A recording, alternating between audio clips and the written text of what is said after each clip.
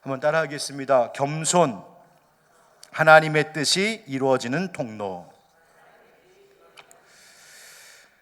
지난 금요기도의 설교에서도 말씀드린 바 있지만 오늘의 사태는 우리에게 평범한 일상의 소중함을 더없이 깨닫게 해주는 계기가 되고 있습니다.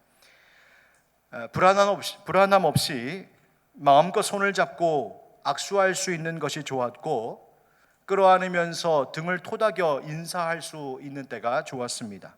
요즘 여러분 집은 어떠십니까? 저희 집은 난리도 아닙니다. 3개월째 접어든 방학을 보내고 있는 아이들 보면서 이건 감옥 아닌 감옥 생활 같다 싶습니다. 학교도 못 가고 밖에서 놀지도 못하는 아이들, 그 애들 또 삼시세끼 챙겨 먹이는 엄마들 참 힘들겠다 싶습니다. 여러분 또 생업은 어떠신가요? 많이 힘드시죠? 버티고 견디고는 계시겠지만 정말 IMF 때보다 더 어렵다는 이야기도 들려옵니다. 모든 것이 평범하게 돌아가던 일상에 참으로 많이 그리운 때입니다. 그런데 그런 마음이 들수록 하나님의 자녀들이 다시 다짐해야 할 것이 있습니다. 그것은 우리에게 주어진 이 소중한 일상의 감사를 회복할 뿐만 아니라, 그러므로 우리의 일상이 오용되지 않도록 해야 한다는 것입니다. 나의 일상이 죄의 도구가 되지 않게 살아가야 합니다. 하나님께서 내게 주신 그 소중한 일상을 하나님 뜻대로 옳게 살아감으로 내 삶이 하나님께 기쁨이 되는 것, 그것을 다짐하고 우리는 지금 준비해야 합니다. 우리가 너무 잘 아는 말씀이 있죠. 로마서 12장 말씀입니다. 그러므로 형제들아, 내가 하나님의 모든 자비하심으로 너희를 권하노니 너희 몸을 하나님이 기뻐하시는 거룩한 산 제물로 드리라. 이는 너희가 드릴 영적 예배니라. 로마서 6장 13절에도 또한 너희 지체를 불의의 무기로 죄에게 내주지 말고 오직 너희 자신을 죽은 자 가운데서 다시 살아난 자 같이 하나님께 드리며 너희 지체를 의의 무기로 하나님께 드리라. 아멘. 여러분, 이 말씀들이 뭘 말하는 것이겠습니까? 너의 일상을 하나님께 드리라는 것 아니겠습니까? 너의 일상을 하나님을 위한 것 되게 하라는 것입니다. 그렇다면 그것은 과연 어떻게 해야 하는 것일까요? 그것은 바로 우리의 일상을 통하여 날마다 예수님을 닮아가는 삶, 바로 그 의미를 찾는 것입니다. 내 일상의 의미를 예수님 닮아가는 여정으로 여기고 그렇게 살아가는 것입니다. 하루하루의 생활이 곧 나의 영성임을 알고 그 일상이 예수를 닮아가는 도구가 되게 하는 것, 또 그런 삶의 열매가 되게 하는 것입니다. 오늘은 사순절 두 번째 주일인데, 사순절은 예수님 안에서 우리가 다시 태어나는 것, 다시 새롭게 되는 40일의 여정입니다. 그래서 남은 사순절 앞으로의 기간 동안 우리는 이 주일 설교 시간을 통하여 예수님 닮아가는 그 길, 그 일상을 깊이 생각해 보려고 합니다. 이전부터 제가 기회가 되는 대로 여러분과 함께 나누기를 바랐던 책 한 권이 있었습니다. 게리 토마스라고 하는 분이 쓴 영광스러운 추구, 일상영성이라는 책입니다. 일상의 중요성에 대해서 다루는 책들이 시중에 굉장히 많은데, 이 책은 예수님의 성품에 대하여 하나하나 짚어가며 아주 쉽게 일상의 평범한 일들 속에서 예수님을 닮아가는 것이 무엇인지를 잘 소개하고 정리해 준 책 가운데 하나입니다. 여기서 예수님을 닮아가는 일상에 대하여 두 가지를 먼저 말하고 있는데, 그 첫째는 우리의 일상이 실제로 변화될 수 있다는 것입니다. 거듭남이라고 하는 것은 죄인이었던 우리가 예수 안에 있는 하나님 아버지의 형상, 그 성품을 닮아가는 것이 우리가 이전에는 불가능했었는데 이제는 그것이 가능한 존재로 하나님께서 우리를 구원해 주신 것, 바로 그것이 거듭남입니다. 바로 그 시작입니다. 그 변화와 성숙이 우리의 삶 속에 비록 더딜지는 모르겠지만 일상의 변화, 내 성품에 또한 성숙해져 감이란 하나님께서 우리 안에서 그분이 친히 점진적으로 이루어 가시는 구원의 일이기 때문에 그것은 그렇게 될 것이고 가능한 것입니다. 하나님의 자녀된 우리에게는 바로 그와 같은 소망이 있습니다. 둘째로 일상의 변화라고 하는 것은 완성이 아니라 과정 그 자체를 말하는 것입니다. 우리가 예수님을 닮아가야 하지만 예수님과 똑같이 완전할 수는 없습니다. 다만 예수님의 성품을 향하여서 우리가 끊임없이 멈추지 않고 변화해가는 과정, 바로 그 과정을 우리는 걸어가야 하는 것입니다.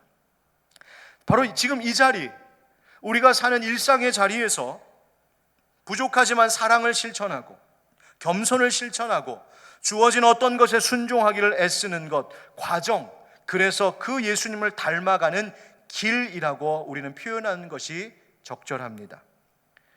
소개해드린 책에서 우리가 닮아가야 할 예수님의 성품들을 여러 가지로 제시하고 있는데 앞으로 사순절 기간 동안 그 목록들을 인용하여 과연 성경은 그것에 대해 뭐라고 가르쳐주고 있는지 함께 말씀을 배워가도록 하겠습니다. 먼저 오늘 본문에서 우리에게 주시는 가르침은 겸손이 바로 하나님이 일하시는 통로라는 것을 말해주고 있습니다. 예수님의 성품에 대한 많은 가르침들 중에 항상 우선으로 꼽히는 예수님의 성품은 바로 오늘 설교의 주제인 겸손이라고 하는 성품입니다. 이 책의 저자는 겸손을 이렇게 설명합니다. 겸손은 영혼의 집을 떠받드는 뿌리입니다. 영혼의 집을 떠받드는 뿌리입니다. 이와 같은 말은 이 책에서 처음 나온 말이 아니라 많은 사람들이 그렇게 이미 설명했었습니다. 초대 크리소스톰 교부는 겸손은 다른 모든 미덕의 어미, 뿌리, 양성소, 토대 그리고 중심입니다 했습니다. 깔뱅은 겸손은 최고의 덕이요 모든 덕의 모체요 뿌리라 했습니다. 조나단 에드워드 신학자는 겸손은 참된 신학의 가장 본질적인 것이다 했고, 앤드류 머레이는 겸손은 영적 생활의 뿌리다라고 말했습니다. 다 같은 이야기입니다. 무슨 뜻일까요? 예수님께서 행하셨던 모든 삶의 힘, 예수님께서 이 땅 가운데 보이셨던 그 선함의 모든 그 힘은 바로 겸손이라고 하는 뿌리에서부터 나왔다는 것이고, 우리 또한 예수님을 닮아가는 그 길 역시 이 겸손의 힘이 있을 때 그 길을 완주할 수 있다는 이야기입니다.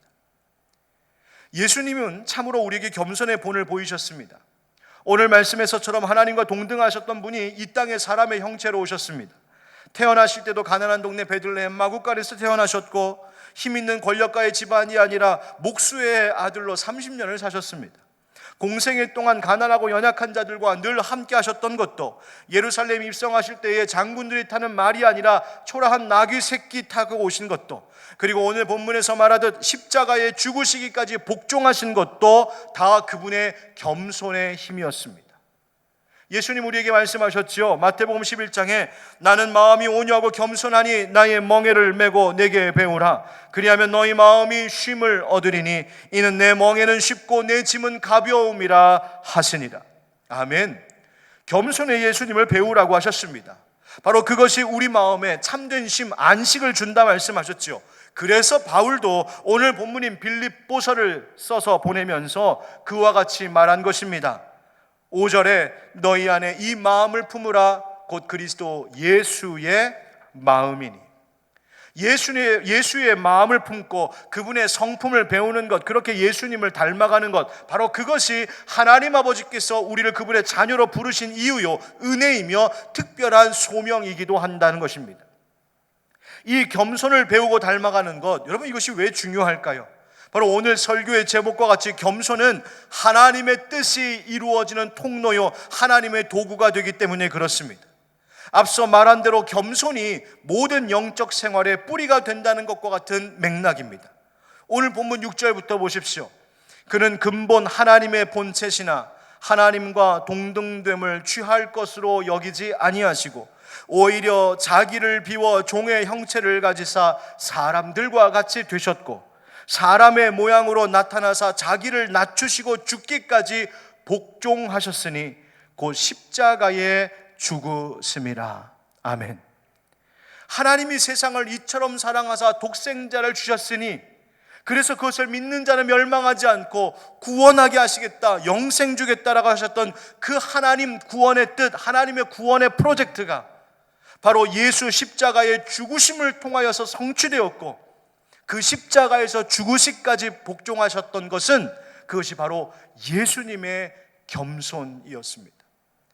겸손이 하나님의 뜻을 이루는 통로가 되었습니다.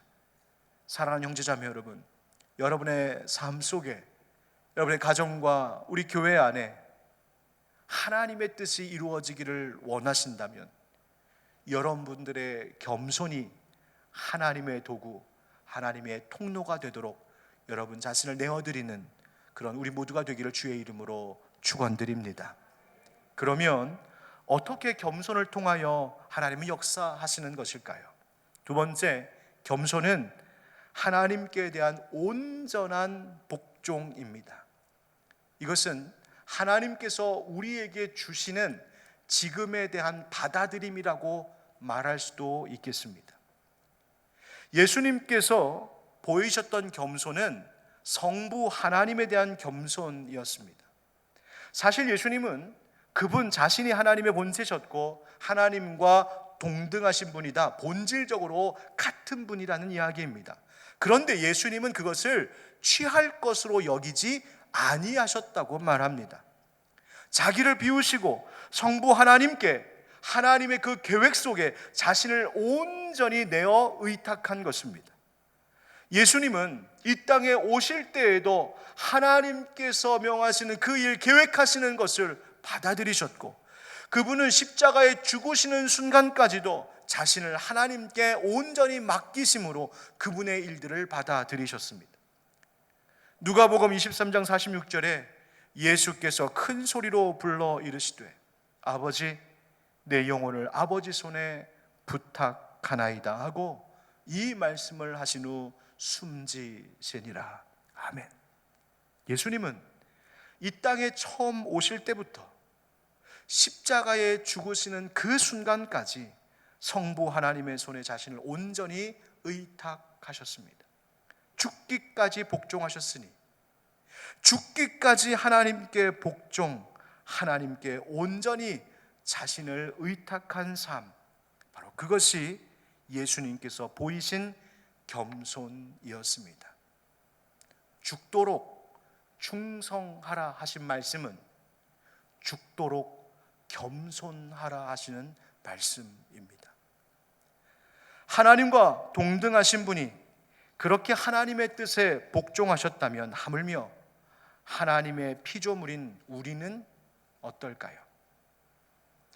혹시 우리는 예수님의 그 성품과 반대로 나의 일상과 주변이, 내가 아닌 다른 것들이 나에게 복종하기를 바라는 그런 욕망의 삶을 살고 있지는 않을까요? 우리가 과연 그렇게 지혜롭고 능력 있는 존재일까요? 지금 일어나고 있는 이 사회적 혼돈 속에서 우리는 우리의 연약함과 무능함을 철저히 깨닫고 경험하고 있습니다. 어떻게 치료해야 하는지도 모르겠고, 어떻게 질서를 잡아야 하는지도 모르고, 어떤 정책으로, 어떤 조치로 이 사태를 잠잠히 시켜야 할지 우왕좌왕하고 있습니다. 권사님 한 분이 안타까운 마음으로 제게 이런 메시지를 보내셨더군요. 목사님, 우리 안에 있는 공포라는 의식을 조금 툭 건드려 놨더니 모든 세상이 뒤죽박죽 된 것을 봅니다 라고요. 정말 그렇습니다. 우리는 그토록 약하고 무지한 존재입니다. 여러분, 그래서 우리는 겸손해야 합니다. 나를 떠나서는 너희가 아무것도 할 수 없음이라 하셨던 예수님의 말씀을 기억해야 합니다. 그동안 우리는 너무나 자만했습니다. 내가 건강 지킬 수 있다 생각했고, 내가 가정과 교회 잘 지킨다고 생각했고, 이 사회, 이 나라를 사람의 힘으로, 그깟 정치적 권력으로 통제할 수 있다는 오만함 속에 빠져 살았습니다. 내가 실력이 있어 직장 생활하는 것이고, 내가 돈이 있어 필요한 것 살 수 있다고 생각했습니다. 여러분, 그런데 그것이 아니었습니다. 우리의 평안했던 일상도, 숨쉬며 살 수 있는 이 생명도, 우리에게 주어졌던 크고 작은 행복의 모든 이유들도, 그 모든 것이 다 하나님의 손 안에 있었던 것들입니다. 그렇습니다, 여러분. 위선이 아닌 참 겸손은 그러기에 우리를 하나님에 대한 온전한 복종으로 이끕니다. 그리고 그렇게 하나님 앞에 철저히 복종하며 우리의 삶을 그분께 의탁할 때 바로 거기에 마음의 자유와 참 안식이 있는 것입니다. 왜냐하면 거기서 하나님의 뜻이 이루어지기 때문입니다. 19세기 말 스웨덴의 목회자의 딸로 태어난 리나 샌델이라고 하는 여인이 있었습니다. 어려서 몸이 약했던 그녀는 아이들과 뛰놀기보다는 늘 아버지와 함께하는 것을 더 좋아했습니다. 27살이 되던 해 그토록 사랑하는 아버지와 함께 배를 타고 가다가 배가 휘청거리면서 아버지가 그 자리에서 배에서 추락해서 세상을 떠나게 되는 청천벽력 같은 일을 경험했습니다. 그 이후로도 이 여인은 인생의 여러 시련 속에서 하나님을 더욱 의뢰하는 마음, 그 믿음으로 살고자 했습니다. 그리고 아름다운 찬송시를 쓰는 일을 시작했습니다. 그 많은 찬송시들 중에 우리가 잘 아는 찬양이 있는데 바로 Day by Day, 날마다 숨쉬는 순간마다 라고 하는 복음성가입니다. 그 찬양의 영어 가사를 직역해 보면 그 의미가 더 새롭게 와닿는 것 같습니다.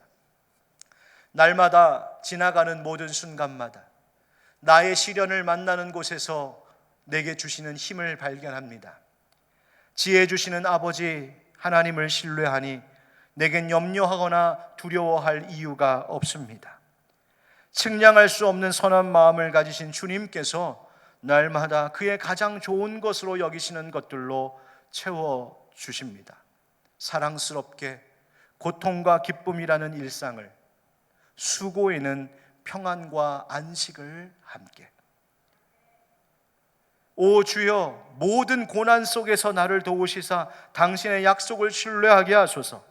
당신의 확실한 말씀 안에서 내게 주시는 믿음의 지혜로운 위로를 잃지 않게 하소서. 어떤 시련과 문제를 만날 때 주여 나를 도우소서. 하나하나 스치듯 지나가는 매일 매 순간을 아버지의 손으로부터 건네받은 것처럼 받아들이게 하소서. 가장 좋은 그 약속하신 땅에 이를 때까지.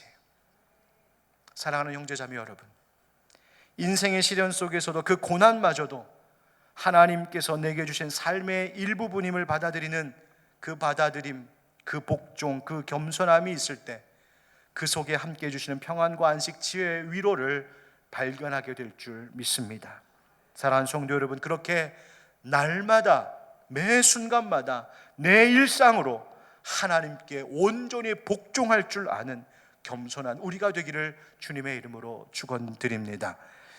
세 번째로, 겸손은 자기를 섬기지 않는 것입니다. 예수님 보이신 겸손, 그것은 바로 자기를 비움, 자기 낮춤이었습니다.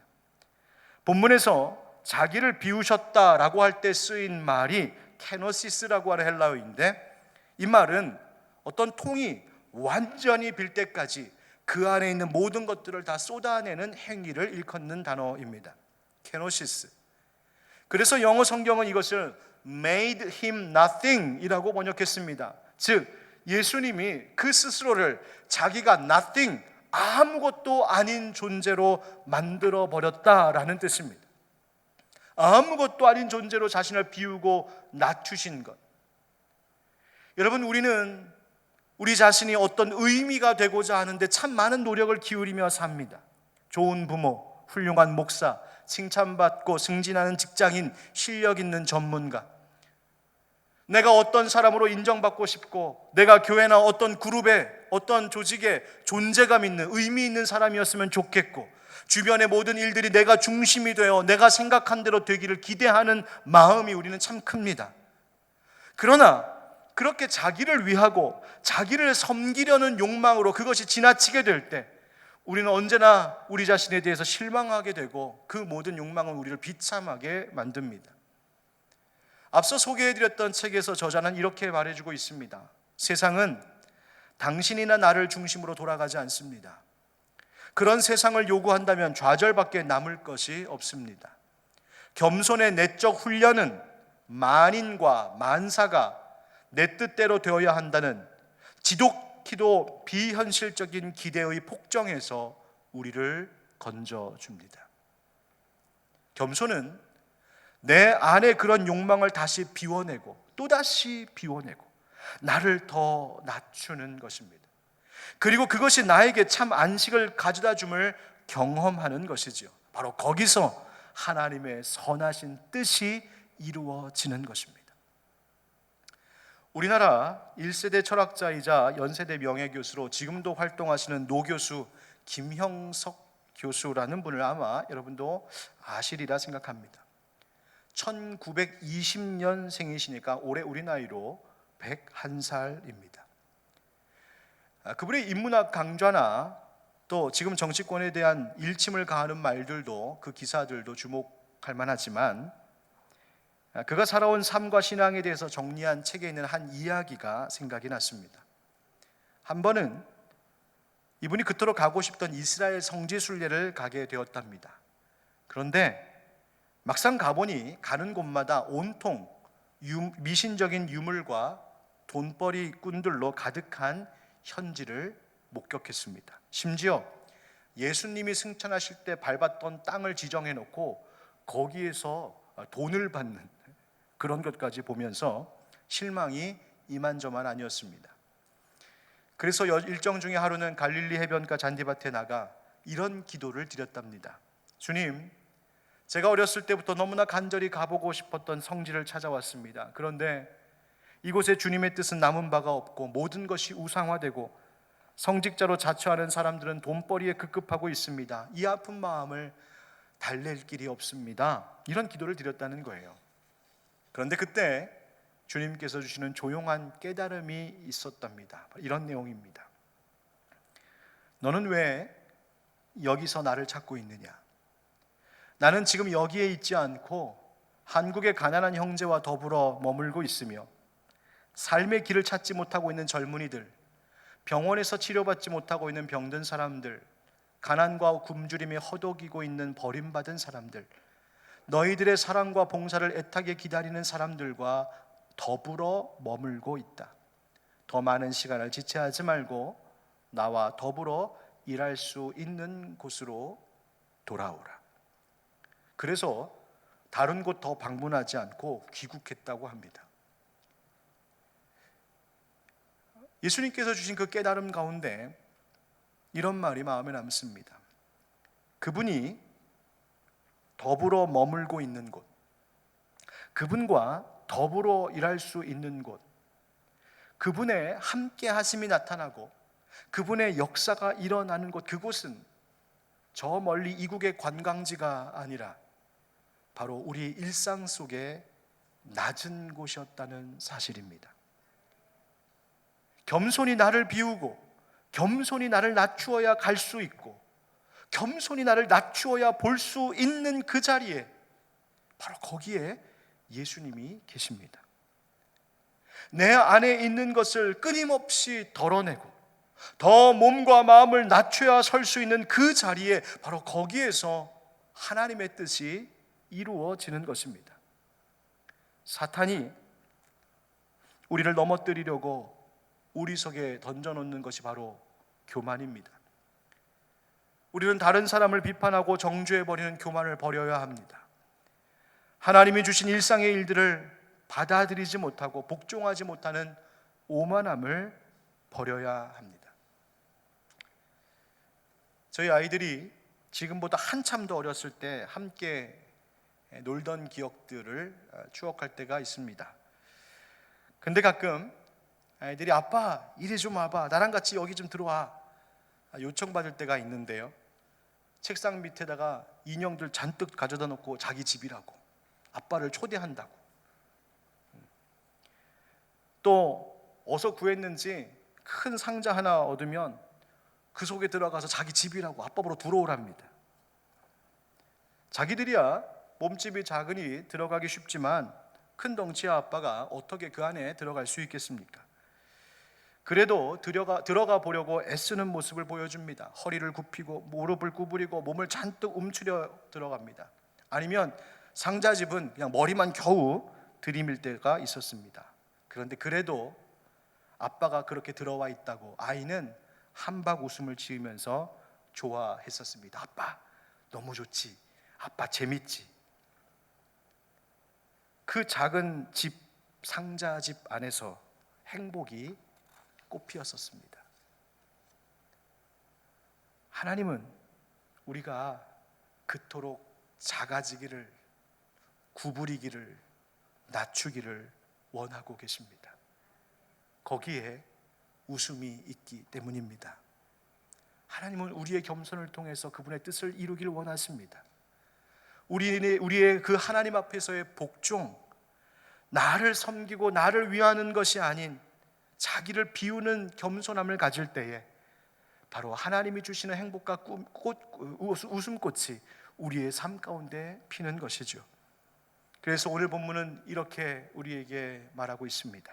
그러므로 나의 사랑하는 자들아, 너희가 나 있을 때뿐 아니라 더욱 지금 나 없을 때에도 항상 복종하여 두렵고 떨림으로 너희 구원을 이루라. 아멘. 예수님께서 하나님께 복종하는 겸손으로 구원의 계획을 성취하신 것처럼 우리는 누가 보든지 어떤 상황이든지 복종하는 삶, 두려워할 줄 아는 겸손함으로 살아갈 때 하나님의 구원이라고 하는 그 놀라운 은혜가, 그 뜻이 우리 가운데 이루어지는 것입니다. 너무나 어려운 시기를 보내고 있는 우리들 이 나라입니다. 그러나 하나님께 겸손함으로 우리가 이 모든 것들을 받아들이고 겸손히 복종하고 또 그 모든 일에 누구에게나 겸손히 행함으로 우리의 일상이 하나님께는 영광이 되고 형제 자매와 이웃들에게는 위로와 기쁨을 전해줄 수 있는 하나님의 통로들이 되기를 주의 이름으로 축복합니다. 그렇게 이 한 주간도 겸손하신 예수님 닮아가는 그 길을 걸어가시기를 주의 이름으로 축원드립니다. 아멘. 아까 소개했던 그 찬양, 날마다 숨쉬는 순간마다 우리 함께 마음을 모아 찬양하고 기도하겠습니다.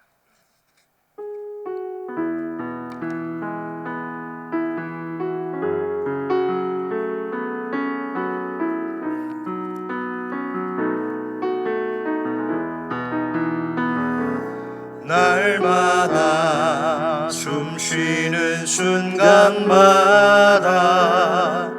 내 앞에 어려운 일 보내 주님 앞에 이 몸을 맡길 때 슬픔 없네, 두려움 없네.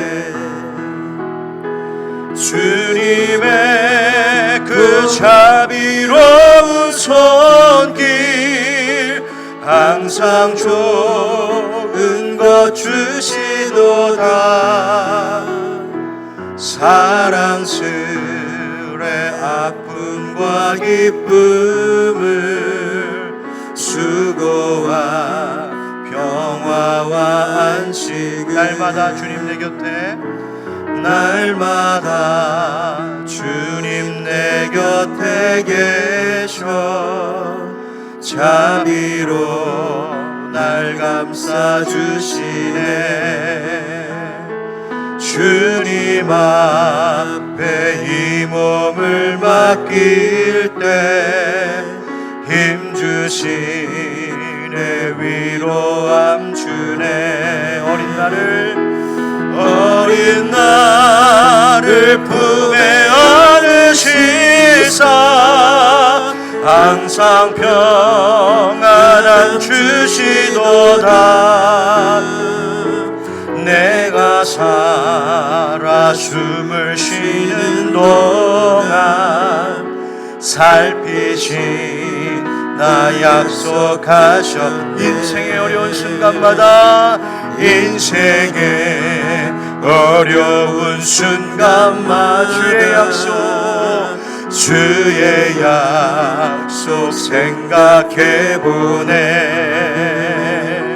주님 속에 믿음 잃지 않고 말씀 속에 위로를 얻네. 아멘. 주님의 도우심 바라보며 모든 어려움 이기도다. 흘러가는 순간순간마다 주 약속 새겨봅니다.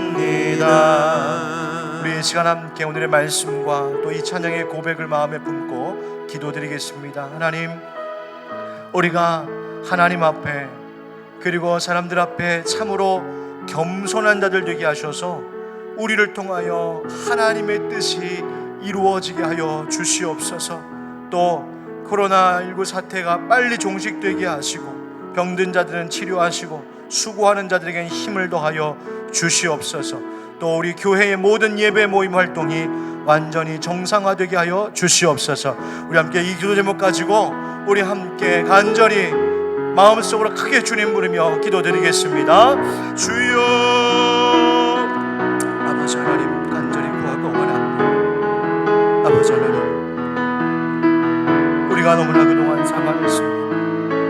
우리가 너무나 일상 가운데 있는 일들 속에서 교만했습니다.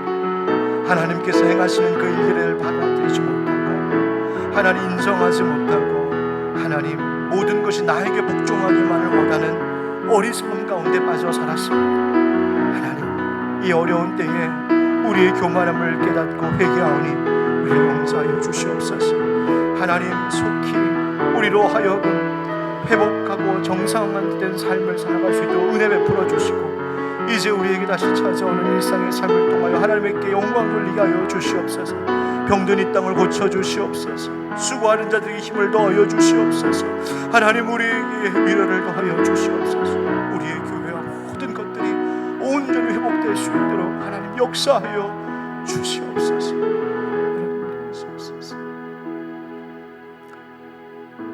우리를 위하여 십자가에 죽으시기까지 아버지 하나님의 뜻에 복종하며 자신을 내어주신 겸손하신 우리 주님, 하나님, 그동안 우리가 얼마나 하나님 앞에 오만하고 불순종한 삶이었는지를 오늘의 어려움을 통하여서 다시금 돌아보며 깨닫습니다.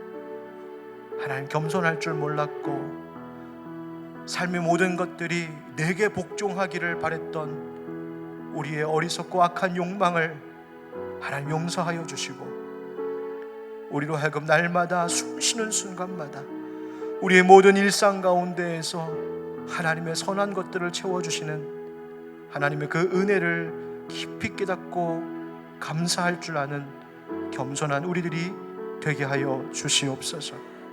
아버지 하나님, 코로나19 사태로 사회도 교회도 가정도 너무나 어려운 가운데 있는데 하나님, 이 땅에 퍼져나간 바이러스 확산 하나님 이제는 완전히 멈춰지게 하여 주시고 병든 자들을 치료하시고 수고하는 자들에게 감당할 힘과 지혜를 더하여 주시옵소서.